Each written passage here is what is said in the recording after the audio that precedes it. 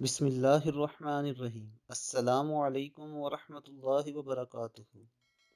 حضرت عبداللہ بن عباس رضی اللہ عنہ فرماتے ہیں کہ رسول اللہ صلی اللہ علیہ وآلہ وسلم نے فرمایا، برکت کھانے کے درمیان میں اترتی ہے، اس لیے تم لوگ اس کے کناروں سے کھاؤ، درمیان سے مت کھاؤ۔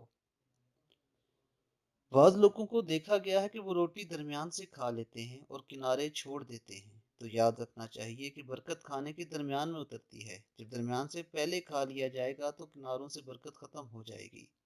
اس لیے دوستو، میری آپ سب سے یہ گزارش ہے کہ کھانے کو ہمیشہ جس طرح نبی اکرم صلی اللہ علیہ وآلہ وسلم نے فرمایا کہ سائڈوں سے کھایا جائے اور پھر درمیان سے کھایا جائے، تو آپ اس پر عمل کریں گے تو اللہ تعالیٰ آپ کے کھانے میں برکت ڈالے گا۔